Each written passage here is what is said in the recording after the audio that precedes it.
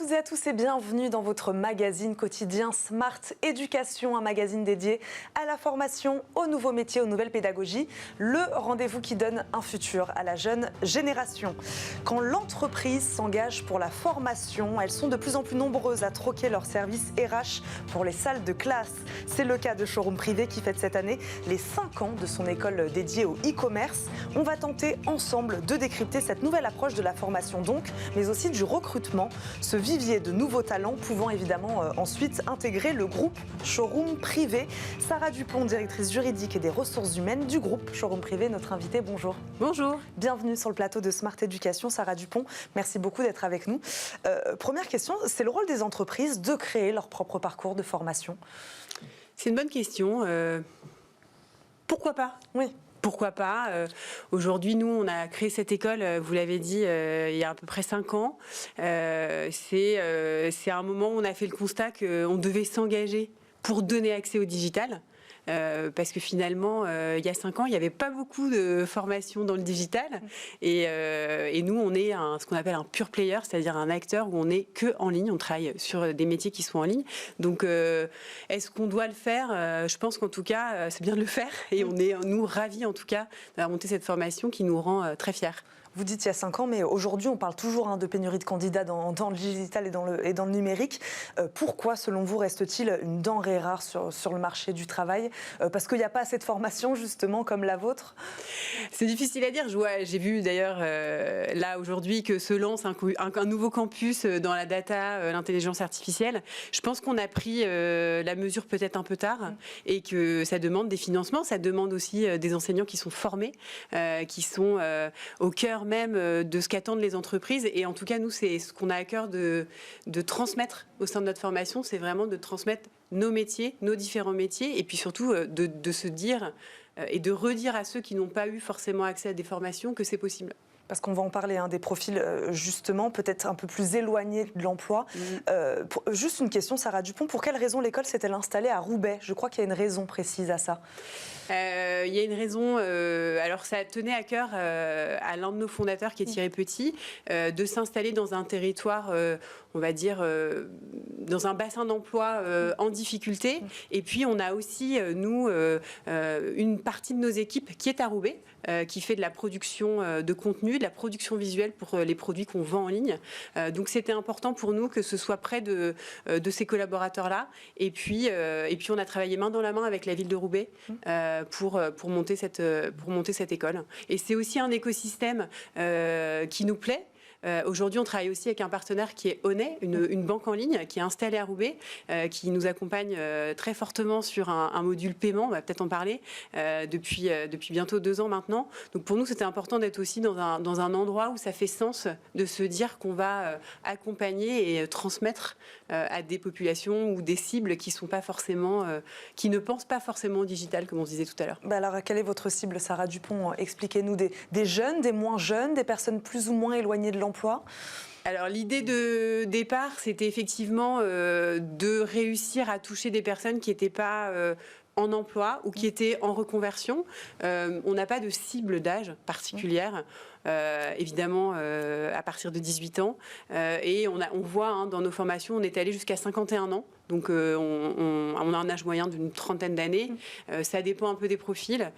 Et notre cible, c'est vraiment la personne qui a envie de se dire j'ai fait une formation, j'ai fait un job, et peut-être qu'on parlera des différents exemples. Je pense à certains, notamment une personne qui était dans la promotion 1, donc il y a 5 ans, qui était opératrice manutentionnaire dans une usine et qui aujourd'hui est chez nous et est rédactrice de fiches produits et qui est là depuis 5 ans. Donc c'est vraiment se dire on touche des gens qui font un métier qui ne leur a pas demandé de formation parce que très souvent ils n'ont pas été formés et on leur offre par cette formation 4 mois de formation théorique, 6 mois de stage, une possibilité d'entrer dans un monde qu'ils n'imaginaient peut-être pas. 4 mois de formation, pourquoi? C'est une formation plutôt accélérée. Pourquoi 4 mois? Comment vous avez construit cette formation? Au départ, c'était 6 mois, et puis finalement, c'est 4 mois. Alors, on se réinvente. Le confinement a fait que le distanciel, on s'est réinventé. On garde toujours un pied dans le physique parce qu'on trouve que c'est une façon de créer de l'humain, d'être ensemble, et c'est important. Pourquoi 4 mois?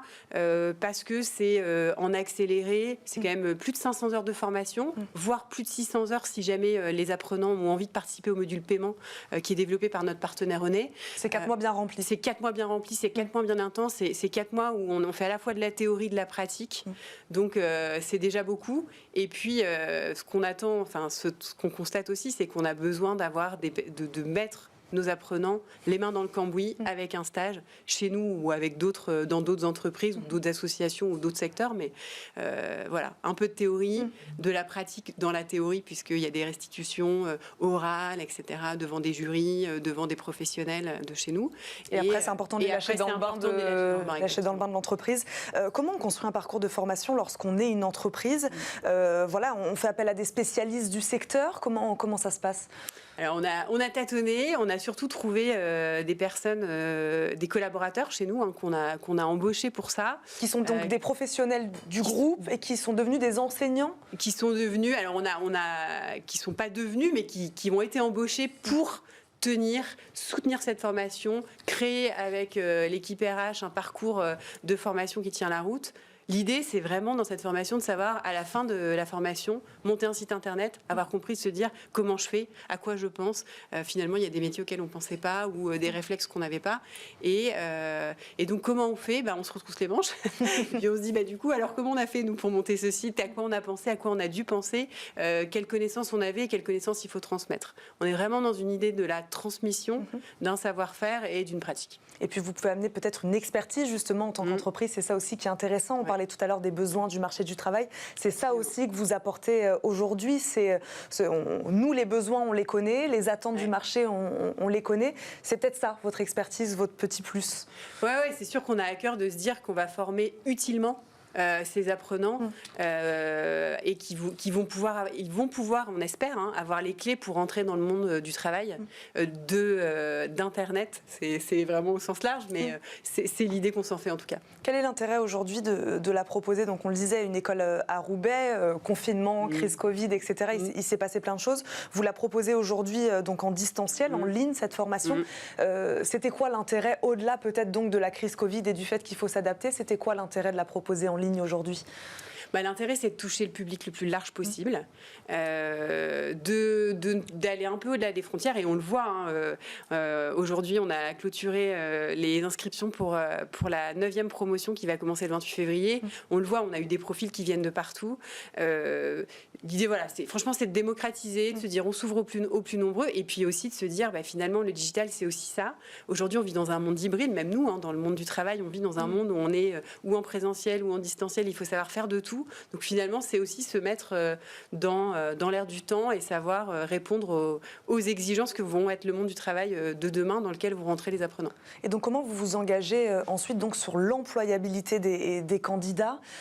Voilà, de quelle manière est-ce qu'on leur fait une promesse quelque part en disant qu'après cette formation, c'est l'emploi garanti? Voilà, expliquez-nous comment ça marche. On sait donc, on l'a dit, c'est un secteur qui recherche. Donc voilà, on sait plutôt que ça va être plus ou moins facile pour eux de trouver un emploi. Mais comment vous, de quelle manière vous vous engagez là-dessus? Nous, on s'engage à leur délivrer une formation de qualité avec des collaborateurs, showroom privés, Onet ou d'autres entreprises de l'écosystème du Nord, qui c'est du mécénat de compétences, qui passent plusieurs heures à préparer et à délivrer et à transmettre leurs connaissances. Ensuite, on s'engage à les accompagner dans la recherche de leur stage. Un stage de 6 mois, ça veut dire quoi? Je pense à mes équipes RH qui sont allées dire comment est-ce qu'on fait un CV, comment est-ce qu'on se présente en entretien, qu'est-ce qui fait qu'on fait la différence. Et puis, on les suit. Au fur et à mesure. Après, l'emploi garanti, malheureusement, ça n'existe pas. En tout cas, on est ultra satisfaits du taux de réinsertion ou d'insertion de nos apprenants. On est au-delà de 80%. Et puis on fait aussi quelque chose, on a une formation qui est professionnalisante. Vraiment, c'est un des gros axes. Et à la fin de la formation, on leur fait passer une sorte devant un jury de professionnels, une restitution de ce qu'ils ont appris, d'un projet qui leur permet de se confronter aussi aux professionnels pour se dire, bon, bah ça, j'ai réussi. Et globalement, on a à peu près 90% de réussite à ce jury professionnalisant. Mais vous, showroom privé, vous allez piocher un petit peu dans cette pépinière de talent. Vous avez embauché depuis 5 ans. Combien de personnes vous avez embauché sorties de l'école? Je dirais qu'on est à peu près, on n'est pas sur un énorme chiffre, on doit être à 6-7 personnes qui sont chez nous. On a eu pas mal de gens qui sont passés en stage. C'est 30 personnes par promotion, on l'a pas dit, à peu près 25 personnes par promotion, à peu près 50 personnes par an. Il y a 2 promotions par an.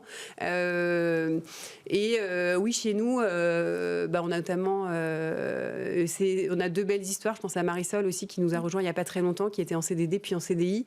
Donc beaucoup dans cette production visuelle et dans cette production des ventes. Après, l'idée, c'est de former un vivier. Évidemment, s'ils sont contents, s'ils arrivent chez nous, on est ravis. Mais bien sûr, si ça profite de manière générale à leur employabilité de passer par chez nous, franchement, c'est ça. On aura mis une petite graine de formation dans le digital et on sera ravis pour ça. C'est pour vous et aussi pour les autres. Comment ils réagissent justement ces autres entreprises?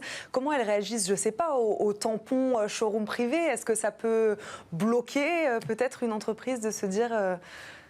Pas à notre connaissance, en tout cas pas à ma connaissance aujourd'hui. Je pense que voilà, ça fait 5 ans, on est bien implanté, on a de bons retours.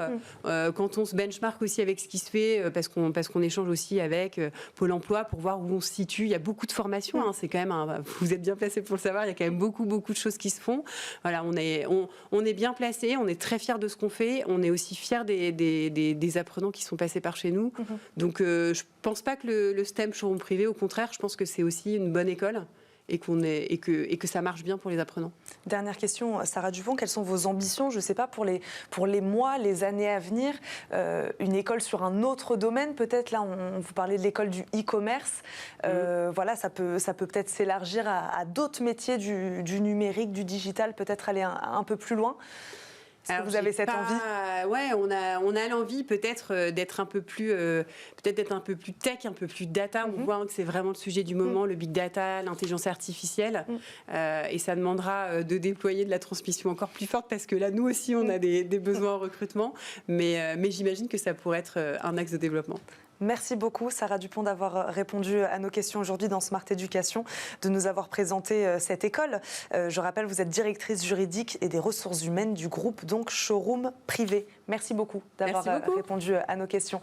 Et merci à vous de nous avoir suivis. On se retrouve très vite pour une nouvelle émission de Smart Éducation. Merci à Caroline Ricross de m'avoir aidé à la préparer. À très vite sur Bismart.